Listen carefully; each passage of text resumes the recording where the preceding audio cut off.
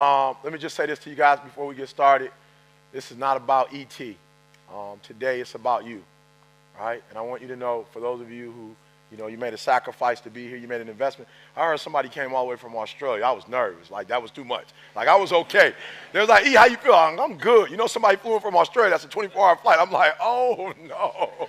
Like, I got to be good, man. I got to be good. So I'm excited, guys. Listen to me. Listen to me. And I know you hear me say this on the video, but I have to say it personally because I'm here. I'm in your presence. Listen to me. You got to know I'm not a motivational speaker. That's just some term they give me. But I love you and I believe in you. Listen to me. I love you and I believe in you. That's why we do what we do. And I never forget, I went to, because you guys got to remember, I'm married, right? So I'm married with a family. And so I never forget when I came to my wife, right? And my wife's very stable. She's a stable person, right? And I came to my wife with this great idea. I was like, look, I'm quitting my job. All right, quitting your job. All right, we've been here before. I can handle it. All right, so I'm like, I'm quitting my job. So that means six-figure income. That means the 401k. And unfortunately, in the States, we have to pay for health insurance, right? So I got my health insurance package. And she's like, all right, good. All right, so you're quitting your job. I'm like, all right, we're having this conversation. I can already see, like, her disposition changing a little bit, right? And so then I say, well, and what I'm going to do with my proposition, in place of my job, I'm going to look at a camera. And I'm going to just say, thank God it's Monday. And I'm going to inspire the world. And she's like, all right. Now, what are you really going to do? I'm like, for real. I'm just going to look in the camera, right? And I'm going to inspire people, encourage people, and tell people they can do it and give them a whole bunch of principles for free. But it's going to work out. So listen to me very closely. I didn't do that for fun. I have a family.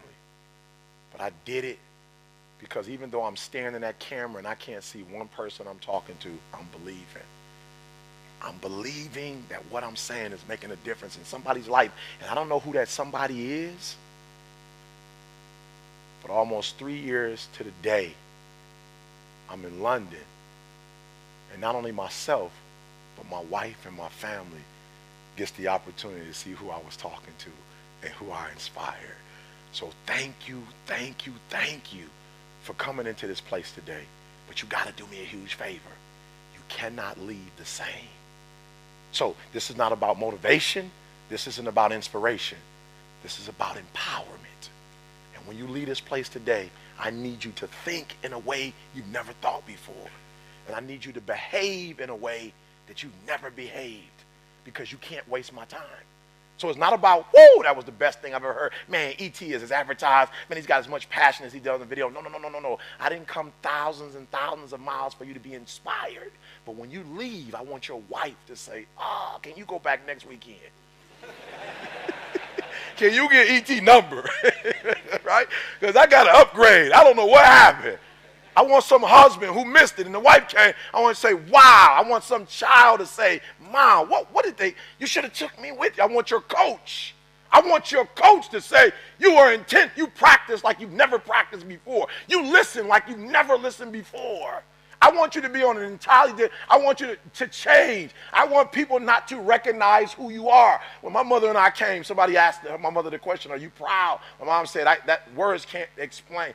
So I'm not dealing with hearing my mom say, I'm proud of you.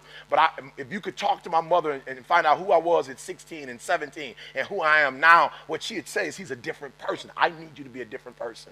Because what I want you to know is that you are where you are. If you're not where you want to be, okay, let me stop because I'm getting ahead of myself. You will raise your hand and respond to me. If you're not 120% where you want to be right now in life and there's still room for you to improve, can you please just entertain me and just, good, hands down, good. So watch this. If you're not where you want to be, it's because you're not who you need to be right now. And dreaming and hoping is not going to change your situation. I'm not saying there's anything wrong with dreaming. We'll talk about that. I'm not talking about, not having a vision. You need to have a vision. But listen to me. You are where you are because of who you are. And if you're going to get somewhere else, you're going to have to change something. I'll never forget. I'll never forget the day I was like, yo, I'm ready. Like, for real, I'm ready to go global. I'm ready to change people's lives. I will never forget the day I was like, woo, I'm ready to take my game to a whole other level. I remember, now you got to remember, I'm a man of faith. And so I was praying and I heard it. It was crazy. I heard it. I was like, all right, what books do I need to read? I'm ready. What conference do I need to go to? I'm ready. Just show me the book. I'm ready. Show me the conference. Take me to the guru. I'm ready. Just show me what I need to say. And it was crazy. I heard as I was praying, I heard you need to forgive your biological father for not being in your life. This may sound crazy, but asking my biological father to forgive my biological father for not being in my life is the craziest thing, guys. As I started going through the process, I realized it had absolutely nothing to do with him. It's weird, all right? Me and my man, we standing next to each other. It was the craziest thing, right? And so, be careful what you ask for because it might happen. And I just said in my little space that, you know what, I need to forget this guy. Next thing you know, I had an engagement in Chicago, Illinois. Got to the engagement about an hour early, was doing my prep, and I'm telling you guys, I got on the phone. Forget my age, but I was on the pay phone. This was back in the day, and this was before cell phones came out, right? I was talking to my grandmother on the pay phone. And out of the corner of my eye, I promise you, I thought I saw my father. I said, that can't be. I didn't call him. He doesn't know I'm here. I forgot I got a grandmother. So my grandma working it out like, your son's in town. He's on 71st in Michigan. He'll be there at 7 p.m. So my man walks in. I look at my man. I'm like, nah, I can't even do it. Be careful what you ask for. I'm like, I can't do it. I'm like, come on, why are you going to pick this time? Can I say something to you guys? To be successful is never convenient. The things that you have to go through, it's never convenient. I'm like, I'm about to speak. Come on, you're coming in when I'm about to speak. Like, you're about to throw my whole game off. So I didn't know what to call him. Dad? Like, I was tripping. Like, I didn't know what to call him. So he's sitting there. And so he's like, and so I finally get there. It's like, why weren't you in my life? I'm talking about water here, but no drops. It's like here. And I'm like, and boom, bring them all back in. Blah. I bring them right back in. I'm just sitting there like, And I was listening. I was saying, in order for me to be free, in order for me to go to the next level of my life, I just need to hear this man say, I'm sorry. When I asked my man, why were you not in my life? My man said to me, see, your mom,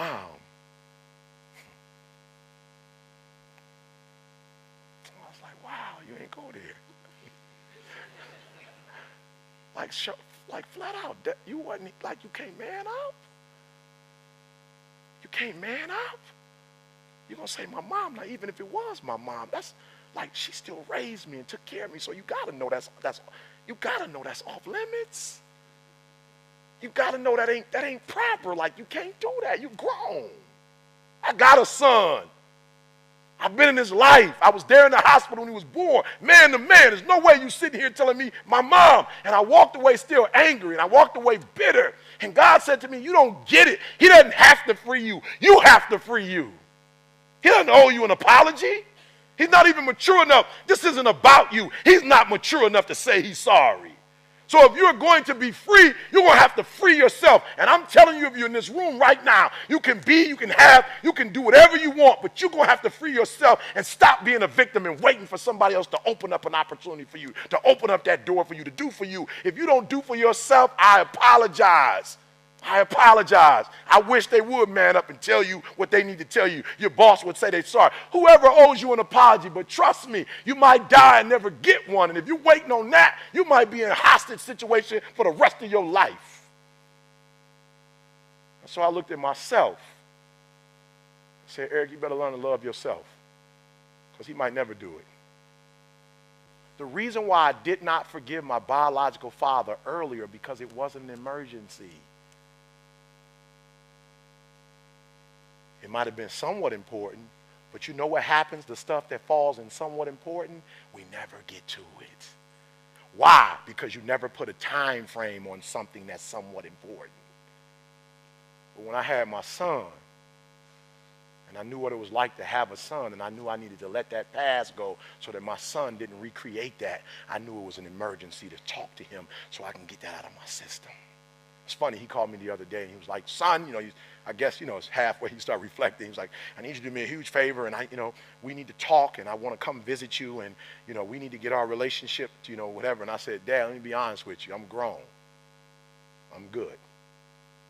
I'm not angry with you anymore. We have a good relationship. I try to call you when I feel it. You know what I'm saying? You know how you get that feeling, and somebody you love, you just get the feeling like you need to call? So I can go like 2-3 days on the road, and my mom, I'll feel that thing like I got to pick up the phone and call my mom. I might be like, Ma, I can't talk. I'm on my way to Istanbul. I don't know. I'll get back with you later. She's like, all right, call me when you get a chance. So with my father, because he wasn't in my life, it's not like weekly, but I'll get that thing. And so I'll never forget, he was like, son, he came and met me. He pulled out 2 gloves and some ball. He was like, son, let's play catch. I'm like, Dad, whoa, I'm grown. Like, the catch ball thing, like, that's over. I'm sorry, you missed that window right there. Like, I'm not about to stop doing TGIM and just like, blah. Let's go. Hey, I'm sorry I can't get on the road right now. Me and Dad are playing catch. I'm like, that's over. For real, I told my father, I said, for real, I'm past that. I love you. I call you when I think it's necessary. We have a healthy relationship. Oh, you got to hear what I'm saying. When it's somewhat important, you don't have no time frame. When it's very important, you do it within 48 hours. When it's an emergency, somebody calls me and says, Mr. Thomas, I'm sorry, we cannot give you your check until you sign the document. It doesn't take me an hour. Where can I find the document? It's online. Give me the correct address. Give me 1 second, please. I don't even have ink in my computer, right? I find a way to print it out. Right? I'm praying over ink be there. I just sign that thing, boom, scan it, give it right to them. It doesn't even take 30 minutes.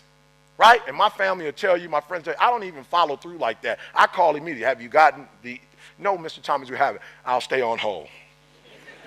Mr. Thomas, we'll call you back as soon as we get it. Nope, I will stay on hold. Because you might not call me back.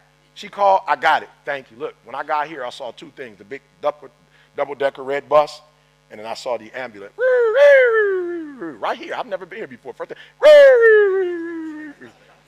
I saw a little, I don't know, neon green. I don't know what it is. They've been all over the place. Do me a huge favor. When you walk out of here, I need to hear. There's some stuff when you leave that you don't have forever. You need to deal with it. There's some phone calls you need to make as soon as you leave. There's some things you haven't done that you need to do. You don't have another week to do it. You don't have another day to do it. When you walk out, they need to just be, for real. London just need to be, I don't know what's going on, but in the Mermaid area, there's everybody just, I don't know what happened, but it's some emergencies over there. All right? So, it's not important, somewhat important, very important, an emergency. Your dream will not become a reality until you shift from not important to somewhat important to very important to an emergency. You don't have forever to do it, and I had to forgive my father. And you know what happened? It was so crazy. When I forgave my father, it had nothing to do with my father. It had everything to do with learning to forgive. Shh. And I was speaking one thing, and I was living something else. I was traveling across the country telling people about, forgiveness, and I wasn't doing it. Life is going. You got to do me a favor. When you get hit, I'll never forget. First time I got my boy, they stole my green machine. My mom bought me a green machine. And these 2 boys on the block, they stole my green machine. I was pissed. They bust me out and bleeding. I came home, Mom, they stole my green machine, Mom. And you know what my mom told me? Don't come in this house until you go get that big. I paid a lot of money for that big wheel, son. I don't care what you have to do. Like, for real, I'm bleeding. I'm looking for the hole. That wasn't my real. I'm looking like, love me. You know what I'm saying? Hold me. Help me. Mom's like, go back out there and get that boy. You know how much that thing costs? And Mom said, listen to me. I love you, but do me a huge favor. Don't come back to this house without that big wheel. And I remember thinking, man, these boys, one of them huge. I remember walking down the street and I saw a bottle. We're not going to talk about, this is not the venue to talk about what type of bottle it was, but I picked the bottle up, boom, hit it against the concrete, and I said, I can't come home without the bike. And I went and told my man I want my bike. He said, you can't have it back. I said, you don't understand. My mom ain't about to let me back in the house. So somebody going to get cut. Like, for real, I can't beat both of y'all, and I know I can't, but somebody, I don't know which one of y'all want to be brave and get cut, but one of y'all getting cut. Now, y'all want to commune with one another, talk about who going to get cut. Y'all can do that. I'm all right with that. But I'm not coming home without the green machine. And I came home with my green machine, and I rode that thing like I was so proud when I would see him. I'm looking like, cut, if you think it. Are you hearing me? Some of you have been knocked out by life. And you got up and saw the blood, and he hit me. Sometimes in life, you have to hit back. It's not always going to be easy. They're not going to give it to you. They're not going to give you success. They're not going to put it on the platter. But if you're willing to work for it, if you're willing to put the sweat, the blood, the tears, if you're willing to earn it, they don't give away Bentleys. They're never on sale. But if you want one, you can buy it if you're willing to pay for it. And so Batman, I love it. The Dark Knight Rises. Batman comes to Bane because he's Batman. He's like, I'm Batman. Surrender or else. Bane like, so Batman's doing his thing, blah, blah. He's swinging, blah, blah, blah. You fight like a young man. And boom, Bane grabs my man's fist as Batman comes. He says, your victory has defeated you. Some of you, your success has messed you up. You so successful now, you soft. Your success has not benefited you. You've not grown as a result of being successful. You've lost your bite. You're not hungry anymore. Your success is damaging you. And so Batman gets up. He was like, I didn't know which was going to go first, your body or your will. But you're pretty strong. I'm still going to break you. Blah, blah, boom. Batman gets up one last time, the whole cape boy, the boots, like, Batman. Pull out his look, choo, choo, choo, choo, choo. Start hitting all the lights, blah, blah, blah. Batman, he's Batman. He can fight in the dark. So he choo, choo, choo, choo, choo. Bang. He said, Batman, like you cutting the lights off? He said, may I remind you, you adopted the dark. Meaning that you practice in the dark. Batman, I was born in the dark. Shaped by the dark, molded by the dark. I grew up in the dark. Batman, I will break you. And I want you to hear what I'm telling you. Some of you were soft, but you were born in the dark, and now you're soft. Every time you come up to a challenge, you quit, you surrender, you give up, you give in. Every single thing I go through, I remember I was homeless, and I draw from it. Every single time I'm going through pain, I remember that I've gone through pain since I was a kid. I draw from it. Recycle your pain. Get something from it. You're already in pain. Use it. Do something with it. Allow it to take you to the next level. Allow your pain to push you to greatness. I challenge you. I challenge you. I challenge you to be the best you could be. I challenge you to lead this room on a height, an awareness that you've never had before. I challenge you to behave in ways you've never behaved. I challenge you to pick up traits that you've never picked up before and do everything you could possibly do before you leave this place and impact as many people as you can. So don't be average, don't be good, don't be great. Be phenomenal or be forgotten. That's my time. London, give it up for E.T.